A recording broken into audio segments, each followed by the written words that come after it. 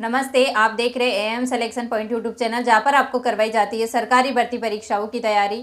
तो अपना जो है अप्रैल करंट अफेयर चल रहा था, उसमें अपन ने एक क्लास पढ़ ली है। अब ये सेकंड क्लास है।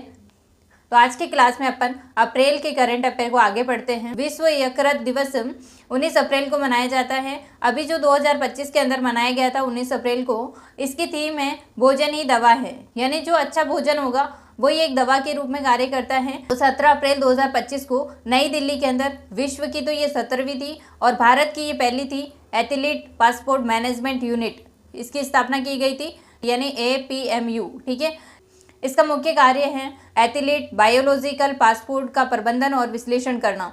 तो इसकी स्थापना याद रखना है, ये 17 अप्रैल 2025 को की गई और ये भारत की तो है पहली, और विश्व की कौन से नंबर की है? 17वें नंबर की है। पंबन ब्रिज, ये पुल होता है, ब्रिज यानी पुल है ना, देश का ये पहला वर्टिकल लिफ्ट समुद्र पुल है और रामेश्वरम द्वीप को मांडपम से जोड़ता है। ये ब्रिज बनाने वाली जो कार्यकारी एजेंसी है वो रेल विकास निगम लिमिटेड है और इसकी लंबाई जो है ब्रिज की वो 2.07 किलोमीटर है और ऊंचाई कितनी है? तो जब इसको वर्टिकल लिफ्ट को, यानी जब ये ऊपर किया जाता है, ये ऐसा ब्रिज है जो कि ऊपर हो जाता है। ठीक है, जैसे नीचे से जहाज निकल रही है तो ये ऊपर हो जाता है, तो इसकी ऊंचाई लगभग हो सकती है 17 मीटर की। ठीक है। तो उद्घाटन किया गया था 6 अप्रैल 2025 को रामनवमी के अवसर पर PM नरेंद्र मोदी के द्वारा।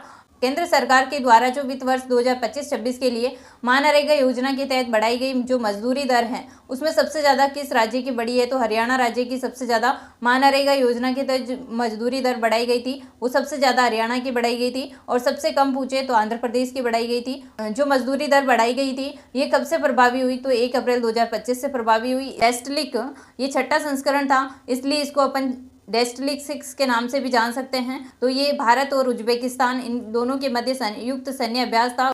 ये जो सैन्य अभ्यास हुआ था ये 16 से 28 अप्रैल 2025 को आयोजन हुआ था, ये पुणे के अंदर। इसके अंदर भारत की ओर से भाग लेने वाली एक तो जाट रेजिमेंट थी और एक भारतीय वायुसेना थी। ठीक है, तो 2025 से लेकर के 27 तक जो लेखांकन और विश्लेषण है उनके अंतर्राष्ट्रीय मानक का अध्यक्ष चुना गया था भारत को।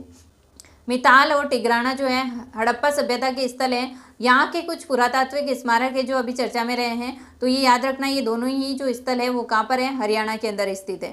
भारत के पहले प्रक्षेपित उपग्रह आर्यभट्ट, जिसको कि 19 अप्रैल 2025 को 50 वर्ष पूर्ण हो गए थे। तो याद रखना 19 अप्रैल 2025 को भारत के पहले प्रक्षेपित उपग्रह आर्यभट्ट को कितने वर्ष पूर्ण हो गए थे? तो याद रखना 50 वर्ष पूर्ण हो गए थे। राष्ट्रीय पंचायती राज दिवस मनाया जाता है 24 अप्रैल को।